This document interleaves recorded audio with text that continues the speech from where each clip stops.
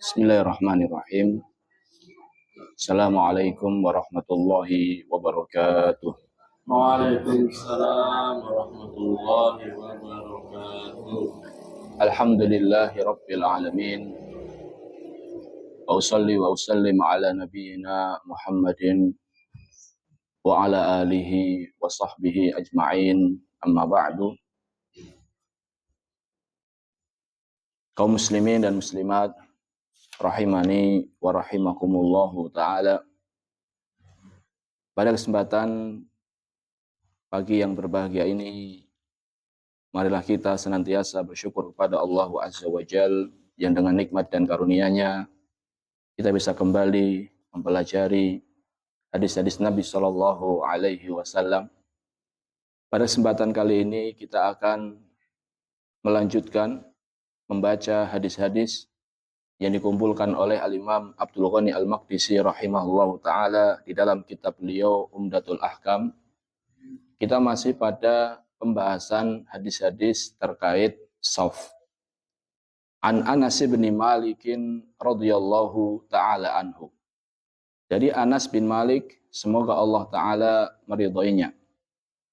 Anna jaddatahu Mulaikata da'at Rasulullah sallallahu alaihi wasallam li ta'amin sana'athu. Bahwasannya nenek Anas bin Malik yang bernama Mulaikah. Mulaikah ini adalah ibu dari ibunya Anas bin Malik. Anas bin Malik nama ibunya Ummu Sulaim. Ummu Sulaim nama ibunya Mulaikah. Berarti Mulaikah ini adalah nenek dari Anas bin Malik.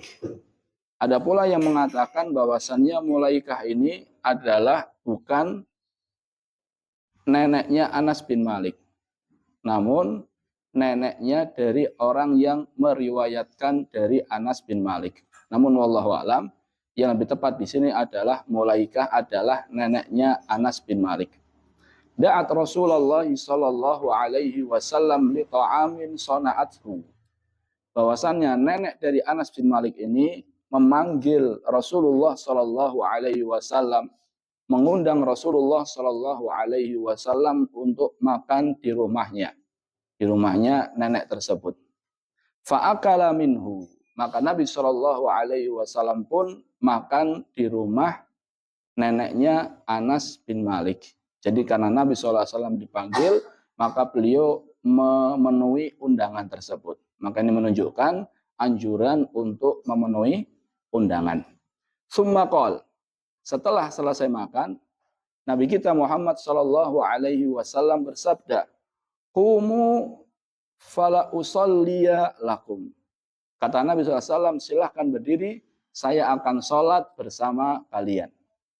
Qala Anas, Anas berkata, Faqumtu ila hasirin lana qadis wadda min tuli ma lubisa. Maka saya pun segera mengambil tikar yang warnanya ini sudah menghitam karena sudah lama dipakai. Mungkin warna awalnya selain hitam, namun setelah lama dipakai menjadi apa? Hitam. Fanadhathu bima. Kemudian Anas pun membersihkannya dengan air. Kenapa dibersihkan dengan air tadi? Karena sudah mulai menghitam. Bukan karena Anas khawatir ada najis. Kenapa? Karena secara asal sesuatu yang kita tidak mengetahui di situ ada najisnya, tidak perlu kita khawatirkan adanya apa? Najis. Karena secara asal tikar dan seterusnya itu suci. Kecuali kalau kita melihat di situ benar-benar ada najis. Jadi yang dilakukan oleh Anas ini bukan karena ragu akan kesuciannya, namun karena warnanya sudah apa? Menghitam, pengen bersihkan. Kemudian faqama alaihi Rasulullah sallallahu alaihi wasallam. Rasulullah sallallahu alaihi wasallam pun berdiri di atas tikar tersebut untuk salat. Wasafaftu ana wal yatimu waraahu. Kemudian saya bersama anak yatim, jadi Anas bersama anak yatim waraahu di belakang Rasulullah Shallallahu Alaihi Wasallam.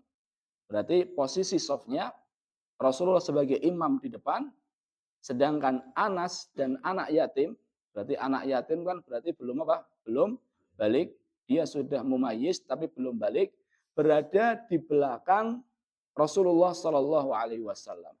Wal ajuzu min waraina. Sedangkan nenek, tadi siapa namanya? Mulaikah, berada di belakang kami. Jadi posisinya jamaah, Rasulullah SAW yang paling depan, di belakangnya ada Anas dan salah seorang anak yatim, kemudian di belakangnya lagi siapa? Nenek. Fasalla alana rakaatain. Kemudian Nabi SAW sholat 2 rakaat. Tsumman sarafa Rasulullah sallallahu alaihi wasallam. Kemudian Rasulullah sallallahu alaihi wasallam pulang ke rumahnya. Wali muslimin disebutkan dalam riwayat Muslim, anna Rasulullah sallallahu alaihi wasallam shalla bihi wa bi ummihi.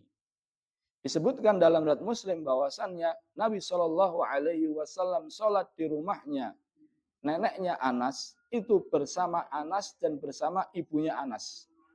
Fa'aqamani an yaminihi.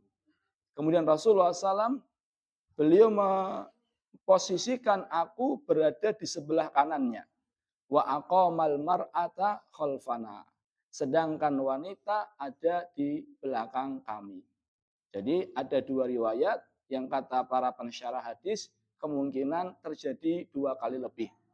Jadi kejadian pertama adalah Rasulullah, Anas bin Malik, anak yatim, dan seorang nenek yang bernama Mulaikah. Kejadian kedua adalah Anas bin Malik, ibunya plus Rasulullah Shallallahu Alaihi Wasallam. Jadi kita akan jelaskan bagaimana posisi softnya. Hadis riwayat Bukhari dan Muslim. Kaum muslimin dan muslimat, rahimani wa rahimakumullah ta'ala. Ada beberapa poin yang ingin saya sampaikan terkait hadis ini. Yang pertama adalah anna mauqifal mar'ah yakunu khalfa saffir rijal walau kanat wahidah. Bahwasannya posisi saf seorang wanita itu berada di belakang saf para laki-laki walaupun dia sendirian.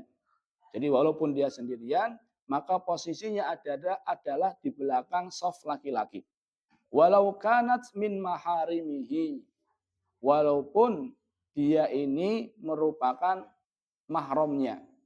Jadi walaupun mahram, tetap sholatnya di belakang saf laki-laki. Contohnya ada suami istri sholat di rumah, maka istrinya bukan di sebelah kanan, tapi di mana? Di belakang. Walaupun mahram, tetap di belakang. Mana dalilnya? Dalilnya adalah hadis yang telah kita bahas. Tadi hadis pertama jamaah disebutkan bahwasannya Rasulullah, kemudian anak yatim, kemudian Anas bin Malik, kemudian Mulaikah, nenek tersebut. Ketika saat itu jamaah, maka posisinya Rasulullah sebagai imam, kemudian di belakangnya siapa? Anas dan anak yatim, kemudian di belakangnya lagi siapa? Nenek yang bernama Mulaikah. Adapun hadis yang kedua yang riwayat Muslim adalah di situ ada Rasulullah, Anas bin Malik, dan ibunya Anas bin Malik yang bernama Ummu Sulaim. Bagaimana posisinya? Rasulullah sebagai imam, karena laki-lakinya 1 orang, maka di sebelah kanan, karena laki-laki 1 orang, yaitu Anas bin Malik, di sebelah kanan. Kalau tadi yang hadis pertama, laki-lakinya 2 orang, Anas bin Malik sama anak yatim. Namun di sini laki-lakinya 1 orang, hanya Anas bin Malik, sehingga berada di sebelah kanan, dan di belakangnya ada Ummu Sulaim, ibu dari Anas bin Malik. Ini poin yang pertama. Jadi kalau seandainya ada sholat jamaah, kemudian ada wanitanya, berapapun jumlahnya, maka wanita berada di belakang shaf. Ini poin yang pertama. Poin yang kedua adalah ustudul labihi ala sihhati musafati sobi al-mumayyiz. Dari hadis ini bisa diambil pelajaran bahwasannya sahnya shaf anak kecil yang sudah mumayyiz. Sahnya shaf anak kecil yang sudah mumayyiz. Mumayyiz itu artinya dia sudah bisa membedakan mana yang baik, mana yang buruk. Gampangannya adalah ketika dia sudah berumur berapa? 7 tahun. Ketika anak itu sudah berumur 7 tahun, maka ketika anak itu berdiri di antara shaf, dia beri tengah-tengah shaf atau dimanapun, maka shaf itu dianggap tidak terputus. Jadi kalau seandainya anak itu sudah memasuki usia tamyiz 7 tahun, maka shafnya dianggap. Ini merupakan pendapat Hanabilah. Ini merupakan pendapat Hanabilah dan ulama-ulama lainnya. Mana dalilnya? Dalilnya adalah apa yang terjadi pada hadis tersebut. Yang dimana anak yatim bersama Anas bin Malik berada di belakang Rasulullah Shallallahu Alaihi Wasallam. Dan yang namanya anak yatim itu ketika belum memasuki usia balik. Makanya Rasulullah Shallallahu Alaihi Wasallam bersabda, la yutma ba'dah tilam, wala la yutma ba'dah tilam. Kata Nabi Shallallahu Alaihi Wasallam, tidak dikatakan anak yatim ketika seseorang sudah memasuki usia balik. Jadi poin yang kedua ini jamaah intinya adalah jikalau anak itu sudah masuk ke usia balik, sudah masuk ke usia tamyiz, kurang lebih 7 tahun, maka softnya sudah dianggap. Namun jikalau kurang dari itu, maka ditakutkan bisa memutus soft. Ini poin yang kedua. Poin yang ketiga adalah dari hadis ini kita bisa mengambil pelajaran bahwasannya terkadang kita boleh melakukan sholat sunnah secara berjamaah. Terkadang kita boleh melakukan sholat sunnah secara berjamaah. Jadi kalau seandainya sholat sunnah itu terbagi menjadi beberapa. Yang pertama adalah sholat sunnah yang secara asal dilakukan sendiri-sendiri. Seperti sholat rawatib, sholat duha, sholat malam, dan seterusnya. Itu kita lakukan sendiri-sendiri. Yang kedua adalah sholat sunnah yang memang di situ disyariatkan untuk dilakukan secara berjamaah. Seperti apa? Sholat tarawih, kemudian sholat istisqa, kemudian sholat apa lagi? Sholat gerhana. Itu adalah sholat sunnah yang di situ disyariatkan untuk berjamaah. Adapun yang ketiga adalah sholat sunnah yang secara asal tidak disyariatkan untuk berjamaah. Seperti duha. Namun sesekali boleh. Sesekali ini dibolehkan, namun tidak menjadi rutinitas. Sebagaimana pernyataan dari Ibnu Taimiyah rahimahullahu ta'ala. Ini 3 poin yang bisa kita sampaikan. Terima kasih atas perhatiannya. Mohon maaf atas segala kesalahan. Kita tutup dengan doa kafaratul majlis. Subhanakallahumma bihamdika. Asyhadu an la ilaha illa anta astaghfiruka wa atubu ilaih. Wassalamualaikum warahmatullahi wabarakatuh. Waalaikumsalam.